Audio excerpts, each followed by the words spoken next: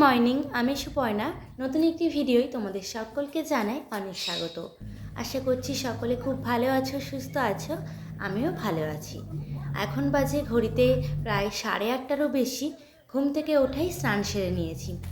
আর এখন যেহেতু শ্রাবণ মাস, ওই জন্য ঘুম থেকে উঠে স্নান করে তারপর পুজো দিয়ে তারপর রান্না করতে যাই। আর কি বলো তো, পুজো দিতে দিতে প্রায় 1 ঘন্টা মতো লেগে যায়। আর ওই জন্য দিদা না খেয়ে থাকবে, ওই জন্য দিদাকে সকালে চা বিস্কিট এগুলো দিয়েছি, দিদা এগুলো খেয়ে নিয়েছে। আর আমি সকাল থেকে না খেয়ে আছি। পুজো দিয়ে তারপর কিছু খেয়ে তারপর রান্না করব। প্রতিদিনই চেষ্টা করি ঠাকুরকে কোনো না কোনো ফল দিয়ে পুজো দেওয়ার, কিন্তু সেটা আর হয়ে ওঠে না। কারণ বাড়িতে যেহেতু আমি আর দিদা একা থাকি, সবসময় বাজারেও যাওয়া হয় না। আর বাড়ির সামনে দিয়ে সবজিওয়ালা আসে, ওখানে উনি সবজিও নিয়ে আসে, আবার ফলও নিয়ে আসে। ওখান থেকেই কিছু কিছু ফল রেখে দিই, কিন্তু আজ উনি আসেননি। ভাবছিলাম যে কী দিয়ে পুজো দেবো। তো আমি ছাদের পরে গেছিলাম তুলসী পাতা তুলতে।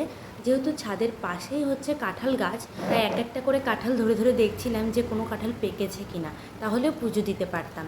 আর যে আমি এই কাঁঠালটাতে হাত দিয়েছি, অমনি আমার হাতে খসে পড়লো। মনে হলো যেন ভগবানই এটা প্রসাদ হিসেবে নেবে, ওই জন্য আমার হাতে পড়লো। তো ভালোই হয়েছে, কাঁঠালটা যেহেতু পাকা, আজ ঠাকুরকে কাঁঠাল দিয়েই পুজো দিতে পারবো। আর কি বলো তো, পুজো দিতে আমার এতটা ভালো লাগে সেটা তোমাদেরকে কি করে বোঝাই। আর আমি প্রত্যেক দিন এক একটা করে ফুল নিয়ে ঠাকুরের আসনটা খুব সুন্দর করে সাজাই। আর যেদিন একটু কম ফুল পাই, সেদিন না মনটা খুব খারাপ হয়ে যায়। তারপর ঠাকুরের বাটাটা সুন্দর করে সাজিয়ে তারপর হচ্ছে পুজো দিতে বসি। আর এই জন্যই সাজাতে সাজাতে প্রায় 1 ঘন্টা হয়ে যায়।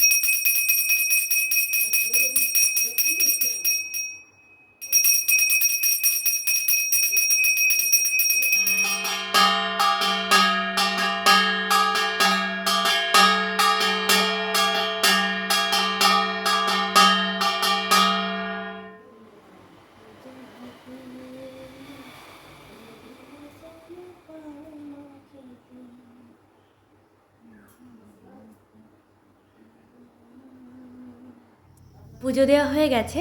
আর দেখতে পাচ্ছ আমি এখন মাছ করতে বসে পড়েছি। বাঙালির মাছে ভাতেই দিন কাটে। আর এই যে দেশি মোরলা যদি হয়, তাহলে যে কি দারুণ লাগে খেতে। দেশি মোরলা কাটতে কোনো ব্যাপার না, শুধু পেট ফাটিয়ে ভালো করে পরিষ্কার করে ধুয়ে নিতে হবে, তাহলেই হয়ে যাবে। আর এই যে দেখতে পাচ্ছ পরিষ্কার করে ধুয়ে বেছে নিয়েছি। এখন শুধু তেল গরম করে মাছগুলো মচমচ করে ভেজে নিতে হবে, তাহলেই হয়ে যাবে। এত কিছু বলতে বলতে বলাই হলো না যে আজ কী রান্না করছি। আজ রান্না করছি গাছের চাল কুমড়ো।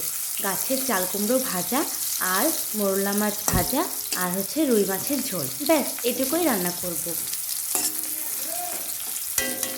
আজ কি হয়েছিল বলো তো, যখন মাছ ভাজা, মোরলা মাছ ভাজা হয়ে গেল, তারপর হচ্ছে চাল কুমড়ো ভাজা হয়ে গেল, আমি মাছটাও ভেজে কমপ্লিট করে উঠিয়েছি। আর আলু যখন আমি ভাজছিলাম, তখনই হচ্ছে গ্যাস ফুরিয়ে গেছে। আর ডবল গ্যাসও ঘরে আনা ছিল না, ওই জন্য গেছিলাম উনুনে রান্না করতে। তাই আর তোমাদেরকে মাছের ঝোল রান্না করা দেখানো হলো না। আর একটা তোলা উনুনও আছে, আর কত সুন্দর জাল জ্বলে ওটায়। আর উনুনে রান্না করা হয় কিছু কিছু সময়, যখন মাংস রান্না হয় কিংবা পিঠে হয়, তখন উনুনে রান্না করা হয়।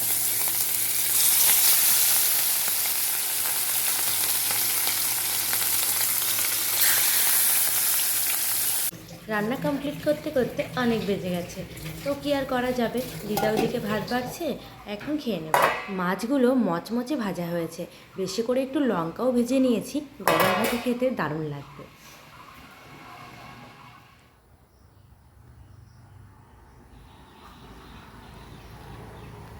সবে ঘুম থেকে উঠেছি, খাওয়া দাওয়ার পর একটু ঘুমিয়ে পড়েছিলাম। আর উঠতে উঠতে দেখো 4টে বেজে গেছে।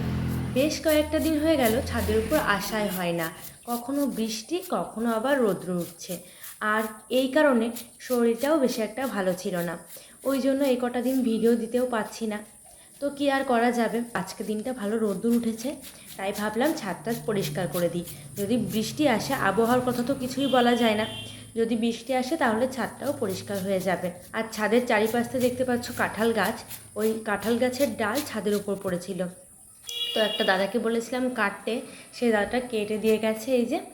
আর এই ডালগুলোই এখন বাইরে ফেলে দিচ্ছি, ছাদের থেকে নিচে নামিয়ে দিচ্ছি, তারপর পুরো ছাদটা ঝাড় দিতে সুবিধা হবে। এই গাছগুলোর জন্যই এত ছাদের উপর নোংরা হয়। প্রত্যেক দিন কি ঝাড় দিয়ে পারা যায় বলো? 2-3 দিন বাদে বাদে এরকম ঝাড় দিই, আর এত নোংরা হয়। তাই মাকে বলেছি কাঁঠাল খাওয়ার দরকার নেই, তুমি এবার এসে ছাদের পাশ থেকে যে গাছগুলো আছে এগুলো কেটে দিও। যে কাঁঠালটা ভীষণ সুন্দর খাজা আর খুব মিষ্টি, সেই গাছের কাঁঠালের চারা পিছন দিয়ে লাগিয়ে দিয়েছি, বাড়ির পিছন দিয়ে লাগিয়ে দিয়েছি, আর বেঁচেও গেছে। দেখি মা এসে এবার কী করে।